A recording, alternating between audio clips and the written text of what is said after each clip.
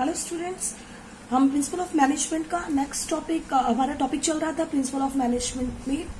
Fuels principal, जो हमने principle of scale chain तक कंप्लीट कर दिया था। अब हमारा नेक्स्ट पॉइंट है, नेक्स्ट प्रिंसिपल है प्रिंसिपल ऑफ ऑर्डर। तो प्रिंसिपल ऑफ ऑर्डर का मतलब होता है कोई भी चीज एक सीक्वेंस में रखना,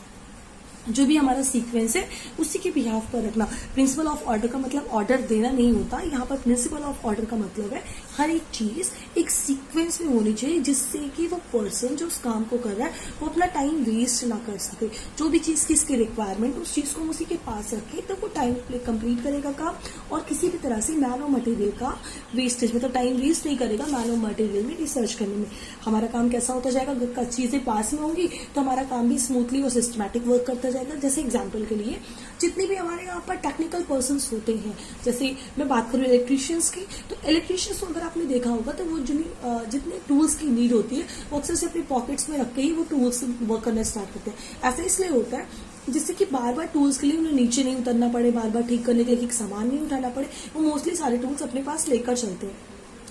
तो ऑर्गेनाइजेशन में फ्यूल ने भी यही कहा अपने प्रिंसिपल में कि जो भी चीज की रिक्वायरमेंट है, जिसको जिस टूल की रिक्वायरमेंट है उसको उसके पास आप दे दो, जिससे कि इजी हो जाए। इसके अलावा अगर कोई भी ऐसी चीजें हैं जो उसको ढूंढने में सर्च करने में समय लग रहा है, तो उन सारी चीजों को हमें इतनी पास रखना चाहिए कि हमारा टाइम वेस्ट ना हो। फॉर एग्जाम्पल,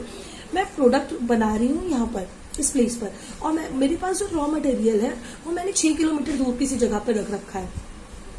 अब अगर यहाँ पर इस प्लेस में प्रोडक्ट जब वहां जहां मेरा बन रहा है वहां पर रॉ मटेरियल खत्म हो जाता है, तो मुझे एक पर्सन को भेजना पड़ेगा, और वो पर्सन क्या करेगा, सामान लाने में जितना भी टाइम लगेगा उतने टाइम तक हमारे सारे लेबर्स फ्री बैठे रहेंगे, उनके पास कोई काम नहीं है, तो ये हमारा क्या होगा, टाइम का वेस्टेज होगा। तो प्रिंसिपल ऑफ ऑर्डर कहता है कि आप एक जगह को ऐसे सीक्वेंस में रखो ना, एक जगह जहां पर आपका प्रोडक्शन हो रहा है उसी के आसपास आधे किलोमीटर में 1 किलोमीटर के आसपास आप प्रोडक्ट हो, कि हमारा जैसे ही रॉ मटेरियल यहाँ पे फिनिश होता है वैसे ही तुरंत से दूसरा वर्कर जाके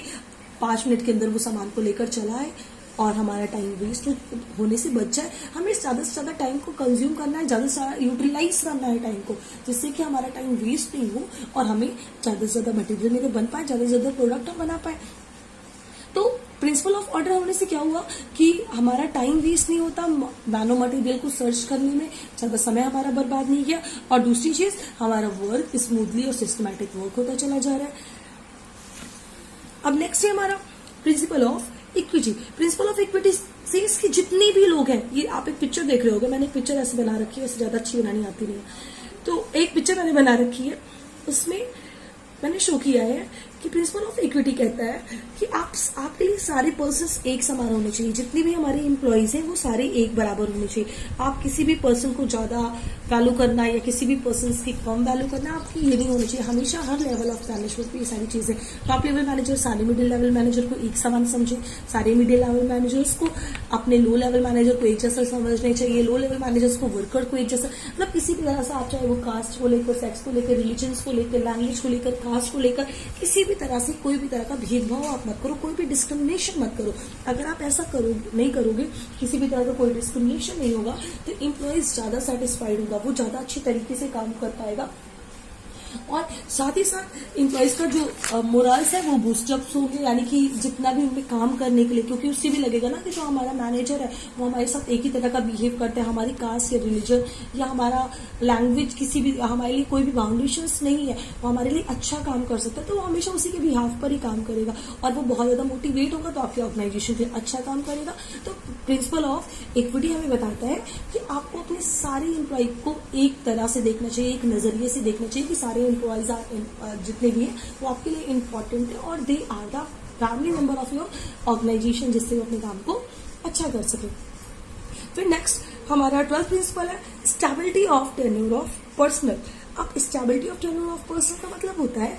कि किसी भी एम्प्लॉयज को, फ्यूल कहते हैं कि किसी भी एम्प्लॉयज को आपको एक जगह पर काफी समय तक रोक कर रखना चाहिए, यानी कि कोई भी एम्प्लॉय जो आपके आप काम कर रहा है उससे आपको फ्रीक्वेंटली ट्रांसफर नहीं करना चाहिए। अगर आप फ्रीक्वेंटली ट्रांसफर करते जाओगे, जल्दी जल्दी उस एम्प्लॉय का ट्रांसफर करते जाओगे, तो हुआ क्या कि वो अपना पूरा टाइम दूसरी जगह पे सेटल होने में वेस्ट कर देगा, अपना पूरा दिमाग उसका सेटल होने में लगा रहेगा, वो काम को इतनी इफिशियंसी से नहीं कर पाएगा, वो अपने काम को ज्यादा अच्छी तरीके से नहीं कर पाएगा। इसके लिए आप अपने एक एम्प्लॉय को काफी समय तक, एक सर्टेन टाइम तक एक जगह पर रखो, जब उसकी पूरी तरह से इफिशियंसी आ जाए, आपको लगे कि हाँ बहुत ज्यादा रिक्वायरमेंट उसे हम दूसरी जगह पर चेंज करने के लिए, हम उतने टाइम तक अपने काम को नॉर्मली चला सकते हैं, तब आप उस पर्सन का ट्रांसफर करो। फिर उससे जगह वो दूसरी तीसरी जगह पे आपको ट्रांसफर करना है तो कुछ समय तक उस जगह पर उसे स्टेबल करो, थोड़े दिन तक वो वहां पर रुकेगा, वहां पर काम सारा चेक करेगा, फिर तीसरी जगह पर आप करो।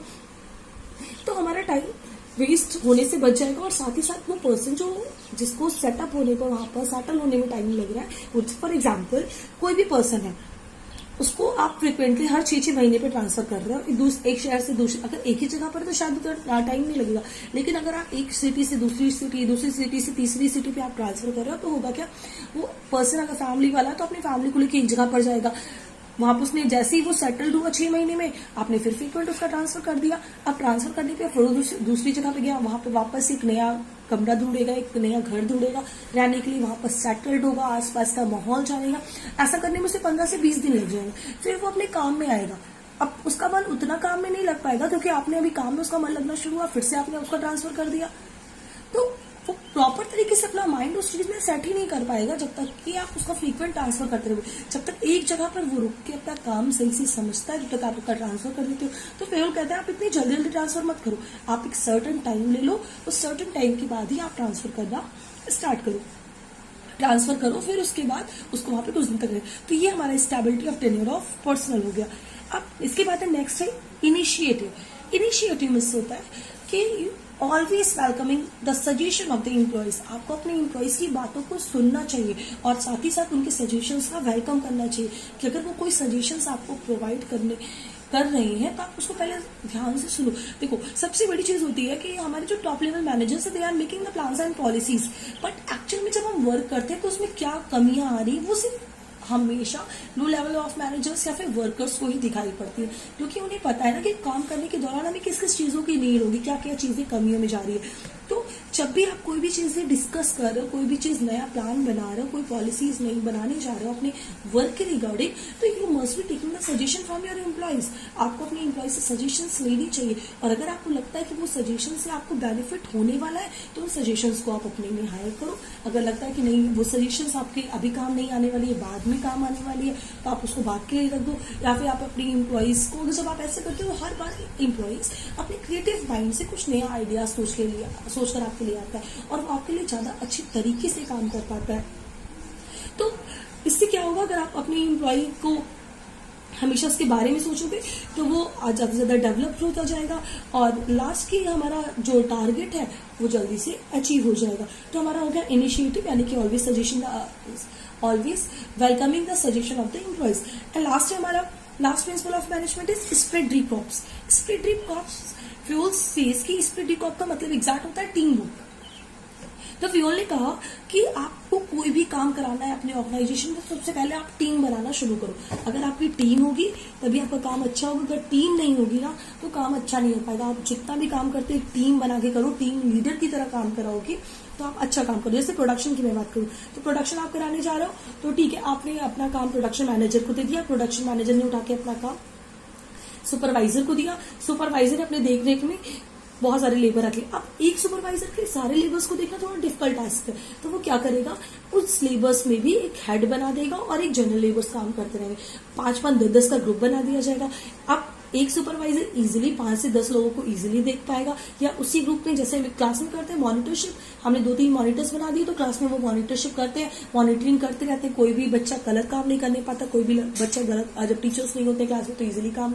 मतलब कोई भी खराब काम नहीं कर सकते क्योंकि monitors absence of the teachers अच्छे काम कर पाते हैं। इसी तरह से ऑर्गेनाइजेशन में हम हमेशा टीम वर्क को सजेस्ट करने के लिए, टीम वर्क करने के लिए उन एम्प्लॉयज को हायर करें और एक टीम की तरह काम करा जिससे हमारे एम्प्लॉयज